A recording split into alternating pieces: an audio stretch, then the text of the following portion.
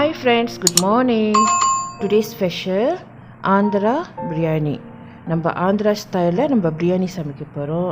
கொஞ்சம் டிஃப்ரெண்ட்டாக, ஆனால் இது நல்லா டேஸ்ட்டாக இருக்கும். பொதுவாகவே சிக்கன் என்ன செய்வோம், நம்ம ரைஸோடு சேர்த்து குக் பண்ணி எடுத்துவோம். ஆனால் இது அந்த மாதிரி கிடையாது. ரைஸ் தனியாக செஞ்சுட்டு அதுக்கப்புறம் சிக்கனை நம்ம தனியாக கிரேவி செஞ்சு டாப் வச்சு நம்ம செய்ய போகிறோம். ஸோ அது எப்படி செய்யுதுன்னு பார்க்கலாமா? வாங்க வீடியோக்குள்ளே போகலாம். தேவையான பொருட்கள்: 3 கப் பாஸ்மதி அரிசி எடுத்துக்கங்க. அந்த அரிசியை நல்லா தண்ணியில் ஊற வச்சுருங்க 1 hour. கோழி அரிசி 1 kg எடுத்துங்க. Masala powder 2 teaspoon chilli powder, 1 teaspoon மஞ்சத்தூள், 2 டீஸ்பூன் பெரிய சீரக பவுடர், 1 டேபிள் ஸ்பூன் கொரியாண்டர் அதாவது மல்லித்தூள், 1 டீஸ்பூன் கரம் மசாலா எடுத்துச்சிங்க. லெமன் சின்னதாக எடுத்துச்சிங்க 1 டேபிள் ஸ்பூன் ஜூஸ்க்காக, 4 ஊசி மிளகா, 2 கருவேப்பிலை, தயிர் 1/2 கப்பு. இப்போ நம்ம சிக்கனை மேரினேட் பண்ணுறதுக்கு வேண்டிய பொருட்கள் போட்டு மேரினேட் பண்ணலாம். அதுக்கு தேவையான பொருட்கள்: கோழி அரிசி 1 கிலோ எடுத்துக்கங்க. உப்பு போட்டுக்கலாம், பிளாக் பெப்பர் கொஞ்சம் போட்டுக்கலாம்,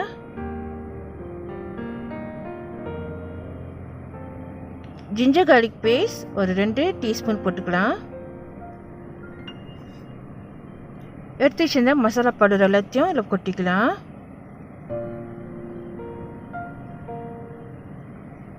லெமன் 1 டேபிள் ஸ்பூன் அந்த ஜூஸ் ஸ்குவீஸ் பண்ணிக்குவோம்.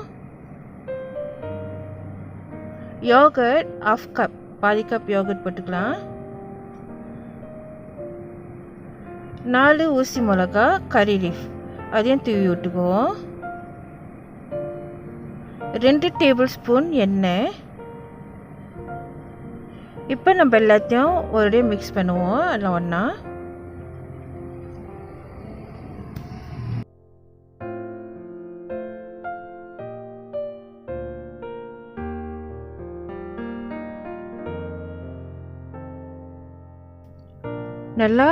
எல்லாத்தையும் நல்லா மிக்ஸ் பண்ண பிற்பாடு நம்ம மேரினேட் பண்ணுறதுக்கு 1 hour ஃப்ரிட்ஜில் எடுத்து வச்சுருவோம்.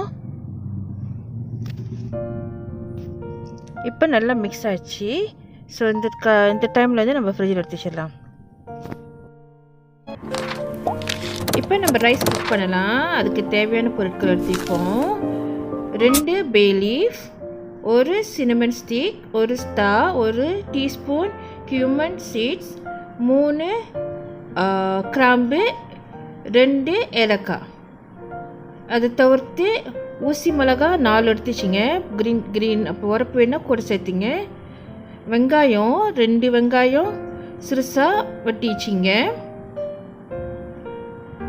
கொரியாண்டர் லீஃப் கொத்தமல்லி ஒரு கை நிறையா, புதினா லீஃப் அது ஒரு கை நிறையா எடுத்துச்சிங்க. இப்போ நம்ம தாளிப்போம் ரைஸ்க்காக. ஸோ ரக்கத்துக்கு தாளிக்கிறதுக்கு ஒரு அதே சட்டியில் நீங்கள் லேசாக எண்ணெய் ஊற்றிக்குங்க. எண்ணெய் ஊற்றின பிற்பாடு எண்ணெய் சூடாக ஒன்று நம்ம எடுத்து வச்சு இந்த கரம் மசாலா இன்க்ரீடியன்ஸ் இருக்குல்ல, அதாவது 2 பே லீஃப், சினமன், பூ, பட்டை, கிராம்பு, ஸோ நம்ம எடுத்து வச்சுருந்தோன்னே ஸோ அதெல்லாம் போட்டு எண்ணெயில் தாளிப்போம். ஸோ பட்டை நல்லா அப்படியே கும்பாங்க ஆவி நல்லா குக் ஆகணும் பிற்பாடு நம்ம கட் பண்ணி வச்சிருந்த வெங்காயத்தை போட்டுக்கலாம்.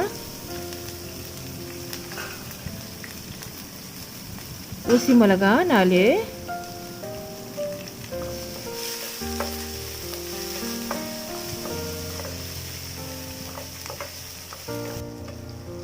ஓகே. இப்போ நல்லா ஒரு கலர் மாற ஆரம்பிச்சிருக்கு, நல்லா வதங்கியிருக்கு.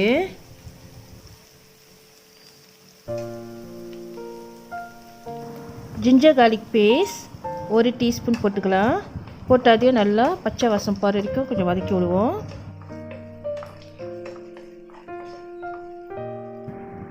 இப்போ தாளிச்சிட்டோம் நம்ம ரைஸ்க்காக. ஸோ இதை எடுத்து ஆற வச்சுட்டு தனியாக ஒரு சைடில் வச்சுருவோம்.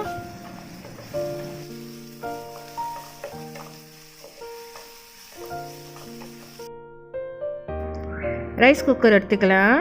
அதில் நம்ம ஊற வச்சு வடிகட்டி வச்சுருந்தேன் 3 கப் பாஸ்மதி ரைஸ் அதை கொட்டிடுவோம், தண்ணி இல்லாதது. இப்போ நம்ம தாளிச்சு வச்ச பொருட்களை வந்து இதையும் அதோட ரைஸோடு சேர்த்துருவோம்.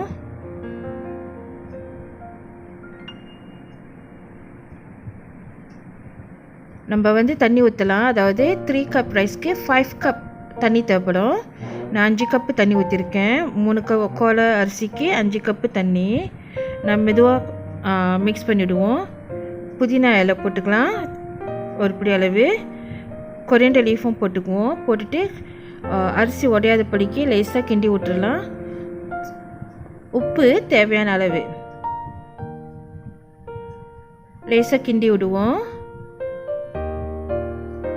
ஸோ நம்மளுக்கு ரைஸ் போட வேண்டிய பொருட்கள்லாம் போட்டாச்சு. இப்போ நம்ம ரைஸ் குக்கரில் எப்போது ரைஸ் குக் பண்ணுற மாதிரி எடுத்து ரைஸ் குக்கரில் வச்சிடலாம்.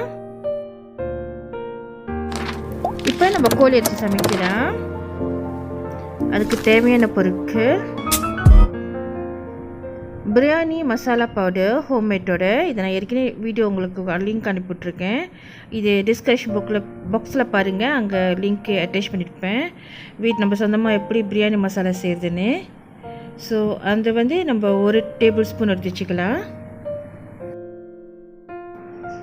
2 வெங்காயம் எடுத்து வச்சுக்கலாம். ஒரு பெரிய தக்காளி பழத்தை எடுத்துக்கிட்டு சிறுசாக கட் பண்ணி வச்சுக்கலாம். இப்போ ஒரு பாத்திரம் எடுத்துக்குவோம். அதில் எண்ணெய் ஊற்றிக்கலாம், தேவையான அளவு எண்ணெய்.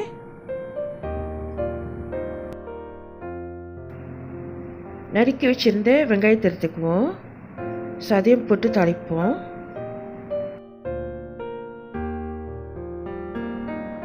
லைட்டாக கோல்டன் கலரு, அதாவது நான் கொஞ்சம் ப்ரௌனாக வர வரைக்கும் நம்ம அதை கொஞ்சம் வதக்கணும். வெங்காயத்தை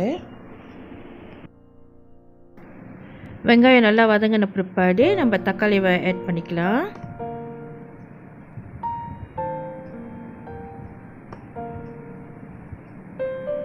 ஸோ அது தக்காளிக்கு நல்லா குக் பண்ணோம், சாஃப்டாக ஆகணும்.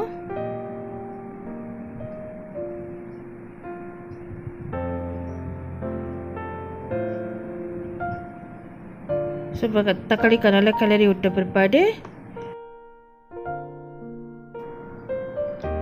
சாஃப்டாக ஆகிற வரைக்கும் கொஞ்ச நேரம் வேக விடுவோம் மூடி போட்டு.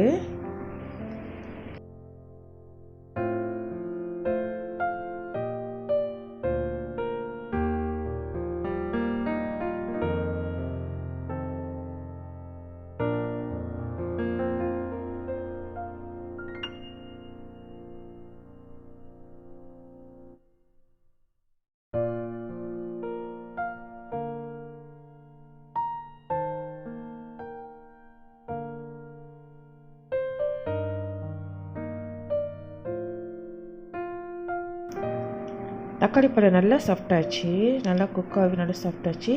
இந்த நேரத்தில் நம்ம மேரினேட் பண்ணி வச்சுருந்த கோழி இறைச்சியை இதோட ஆட் பண்ணிக்குவோம். போட்டு கிளறி விடுவோம்.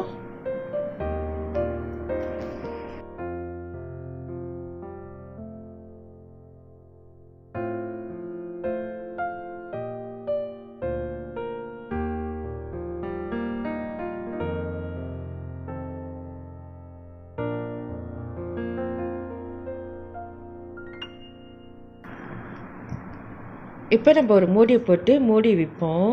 அது வந்து நல்லா குக் ஆகும். தண்ணி வந்து நம்ம ஏற்கனவே மெரினேட் பண்ணி வச்சுருந்த தயிரெல்லாம் தண்ணி இருந்துச்சு. ஸோ அது நல்லா ட்ரை ஆகணும்.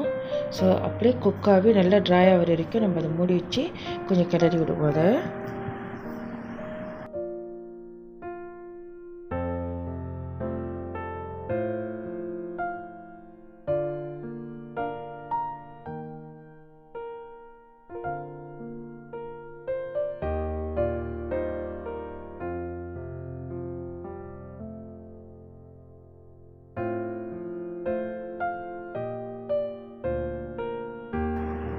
இப்போ சிக்கன் நல்லா குக் ஆயிடுச்சு. தண்ணி இல்லை பாருங்கள், பர்ஃபெக்டாக குக் ஆயிடுச்சு. தண்ணியும் நல்லா வத்திருச்சு.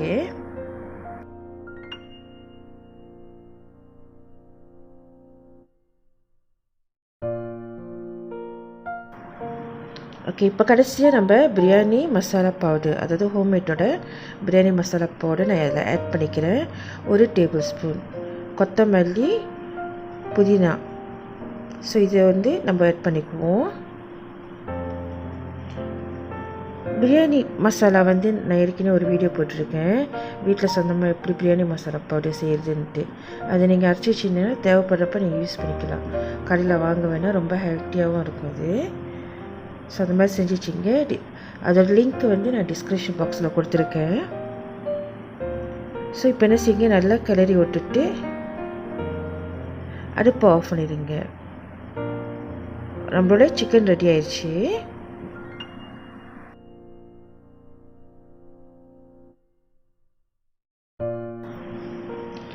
ரைஸும் நல்லா வந்துருச்சு.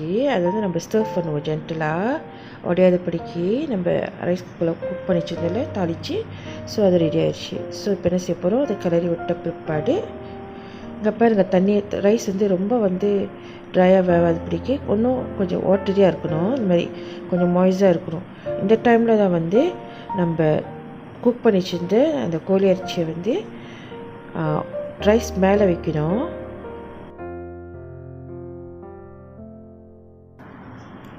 ரைஸ் மேலே அழகாக கோழி அரிசி எல்லா இடத்துலையும் படுற மாதிரி வச்ச பிற்பாடு ஒரு 10 நிமிடம் ரைஸ் குக்கரை நம்ம மூடி வச்சுருவோம். முடிச்சிட்டோன்னே அது என்ன செய்வோம், அது இந்த சாரெலாம் இறங்கி அந்த ரைஸோட கொஞ்சம் அப்படியே ஒரு மாதிரி கெதர் பண்ணிடும். அவ்வளோதான். அதுக்கப்புறம் நம்ம சாப்பாடு சர்வ் பண்ணலாம். இதோட பீஸை கிண்டி எடுத்து நீங்கள் சாப்பாடு சர்வ் பண்ணலாம். நம்மளோட Andhra style chicken biryani is ready. நீங்களும் கண்டிப்பாக வீட்டில் ட்ரை பண்ணுங்கள். பொதுவாகவே நம்ம சிக்கன் பிரியாணி செய்கிறப்ப கோழி அரிசியை நம்ம குக் பண்ணதை ரைஸோடு சேர்த்து வேக வச்சுருவோம். ஆனால் இது நம்ம சமைச்சிட்டு மேலே வைக்கிறோம். அதுக்கப்புறம் வெந்த பிற்பாடு சர்வ் பண்ணுற டைமில் நீங்கள் லேசாக கிளறி விட்றீங்க. கிளறி விட்டோன்னே உங்களுக்கு இந்த மாதிரி ஒரு சிக்கன் பிரியாணி கிடைக்கிது. ஸோ நல்லா சூப்பராக டேஸ்ட்டாக இருக்கும். அந்த சிக்கனோட டேஸ்ட் கூட அதுலேயே ஒட்டிகிட்டு இருக்கும். ஸோ இதை நீங்கள் கண்டிப்பாக நீங்கள் வீட்டில் ட்ரை பண்ணி பாருங்களேன். இந்த வீடியோ உங்களுக்கு பிடிச்சிருந்துச்சுனாக்கா மறவாமல் சப்ஸ்கிரைப் பண்ணிங்க. அப்போ தான் நான் டெய்லி போடுற வீடியோ உங்களுக்கு சேரும் நோட்டிஃபிகேஷனாக. ஸோ மறக்காமல் சப்ஸ்கிரைப் பண்ணிவிட்டு பெல் பட்டன் அமுத்திடுங்க. லைக் பண்ணுங்கள், கமெண்ட் பண்ணுங்கள், அண்ட் ஃப்ரெண்ட்ஸ் கூட ஷேர் பண்ணுங்கள். தேங்க்ஸ் ஃபார் வாட்சிங். God bless you all. Take care. Happy cooking. Drop it.